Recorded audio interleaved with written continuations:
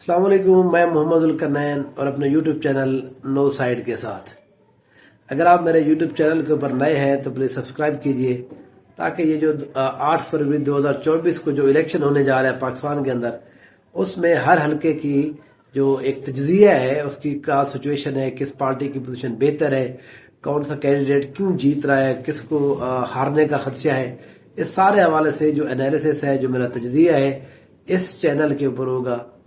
Please comment कीजिए, अपनी राय का इजहार कीजिए, क्योंकि ये हमारे जितना भी हम वीडियोस बना रहे हैं, तज्ज़िया कर रहे हैं, उनका ये बड़ा इम्पोर्टेंट होता है। आज का जो हमारा हलका है ये मुल्तान की एक तहसील है शूजाबाद।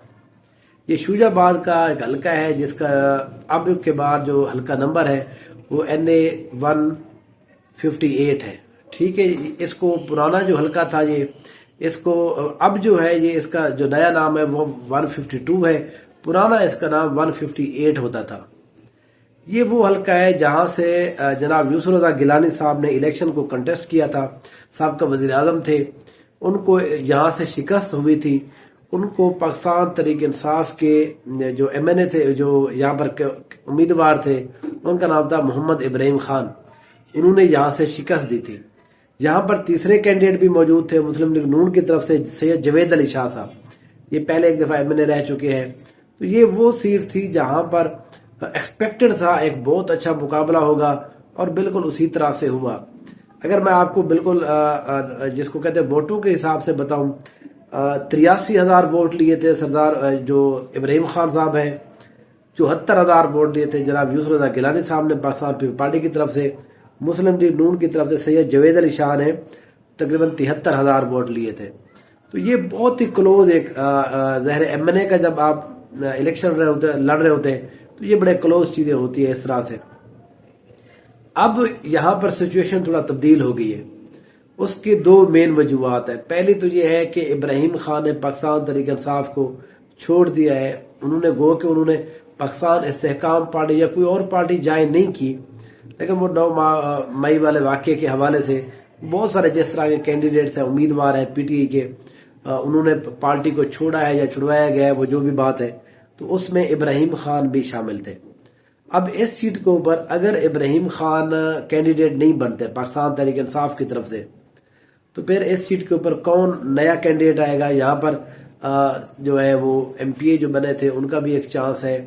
नून लीग की अगर हम यहाँ पर बात करें तो पाकिस्तान मुस्लिम लीग नून का जहाँ पर पुराना ये कैंडिडेट है जवेद अली शाह साहब है, लेकिन यहाँ से एक MPA मुंतखब हुए हैं राना इजाज अहमद नून साहब। राना इजाज अहमद नून जो है वो एक्सपेक्टेड है कि वो इस सीट के ऊपर MNA का इलेक्शन लड़े हैं, क्योंकि उन्होंने जिस तरह की कैंपेन स्टार्ट की हुई है, वो 2-3 दफ़ा यहाँ से MPA बन चुके हैं। वो बड़े इस हलके की जिसको कहते हैं कि बड़ी फेवरेट पर्सनैलिटी है। फिर मुस्लिम लीग नून के अंदर भी उनको बड़ी इज्जत की निगाह से देखा जाता है। नून लीग के अंदर उनके कॉन्टेक्ट बड़े अच्छे हैं बड़े जो पार्टी के लीडरान हैं उनके साथ। तो ये अब सैयद जवेद अली शाह और राना इजाज अहमद नून, इन दोनों ने MNA की सीट के लिए अप्लाई किया है। जो इलेक्शन हुए हैं वहां पर भी राना इजाज अहमद है, इनको सपोर्ट ज्यादातर कर रहे हैं जो हमजा शहबाज है, लेकिन जो सैयद जवेद अली शाह है, ज़ाहिर ये MNA है, इनका ज्यादा जो असर वसूख है वो ज्यादातर नवाज शरीफ साहब के साथ है। तो बहरहाल ये अब देखना पड़ेगा कि जो पाकिस्तान मुस्लिम लीग नून है वो टिकट किसको जारी करती है। तीसरे यहाँ पर पाकिस्तान पीपल्स पार्टी की तरफ से पिछली दफा तो यहाँ पर जनाब यूसुफ रज़ा गिलानी साहब थे एज ए कैंडिडेट। इस दफा जो है, क्योंकि यूसुफ रज़ा गिलानी मैंने आपको बताया है कि वो जो बंड बोसन वाली सीट है, जो शहर वाली है, बोसन वाली साइड के ऊपर NA 148 अहमद साहब दयड़ के मुकाबले में, वहां पर उसको एज ए कंटेस्ट उसको पेश किया जा रहा है कि वो उम्मीदवार बने वहां पर। अगर वो वहां पर इलेक्शन लड़ते हैं यूसुफ रज़ा गिलानी साहब, तो इस सीट के ऊपर फिर अब्दुल कादिर गिलानी इलेक्शन कॉन्टेस्ट करेंगे। अगर यहाँ पर अब्दुल कादिर गिलानी यहाँ पर आ जाते हैं, फिर तो पाकिस्तान पीपल्स पार्टी का जो यूसुफ रज़ा गिलानी की वजह से चांस है ये सीट जीतने का, एक्सपेक्टेड है वो सीट जीत जाए। लेकिन ज़ाहिर है जब कैंडिडेट तब्दील हो जाता है, आप मेन कैंडिडेट बंदा नहीं रहता, तो फिर उसके बाद बहुत सारे लोग फिर आपसे दूर भी हो जाते हैं। बड़े बंदे का होना, बड़ा पॉलिटिशियन का अपने हल्के के ऊपर होना, उसका एक अलग से एक इम्पैक्ट पड़ता है। تو اس سیٹ کے اوپر ایکسپیکٹڈ یہ ہے کہ تینوں پارٹیوں کے جو امیدوار ہیں وہ تبدیل ہو جائے شاید. یہاں پر جو ووٹ بینک ہے وہ تینوں پارٹیوں کا موجود ہے.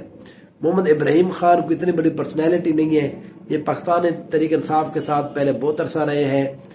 یہ ساؤتھ پنجاب کے اندر یہ جتنے بھی وہ کنونشن وغیرہ ہوتے تھے، راجر پور، ڈی جی خان، مظفر گڑھ، لیا، یہاں پر ابراہیم خان صاحب کو لوگ جانتے ہیں جو پاکستان تحریک انصاف کے ہیں، کیونکہ یہ ان کے ساتھ ان کا بڑا رابطہ رہا ہے.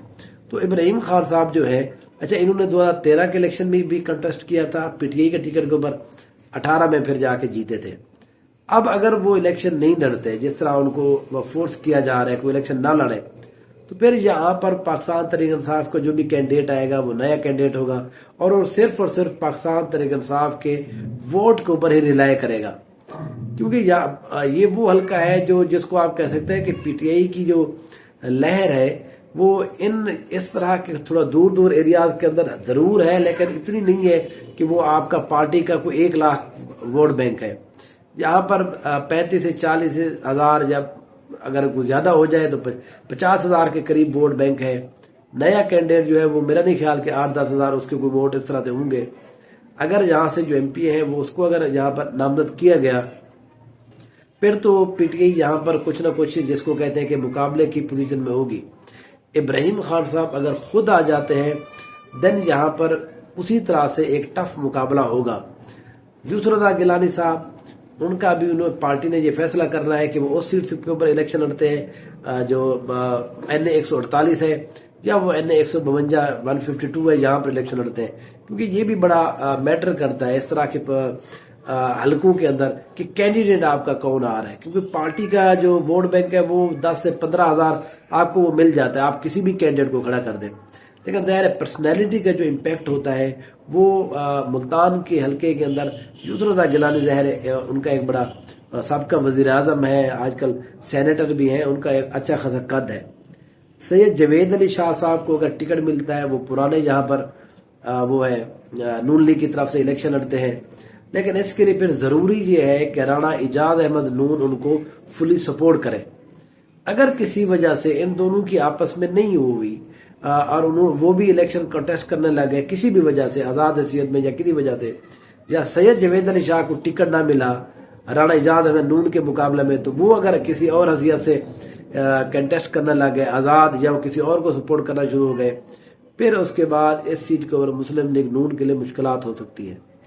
ابھی تک کیونکہ یہاں پر تینوں ہی ایسی سیٹیں ہیں ان کے کینڈیڈیٹس کا بالکل نہیں پتا، تو اس لیے ابھی ہم فائنل جو ہے اس کا جس کو کہہ سکتے ہیں کہ فائنل کوئی ہم بات نہیں کہہ سکتے یہاں پر کون بہتر ہے. لیکن بہرحال پاکستان پیپلز پارٹی کے یوسف رضا گیلانی ہوں یا عبد القادر گیلانی ہوں، ان کی باقی ان کے مقابلے میں پوزیشن بہتر ہے.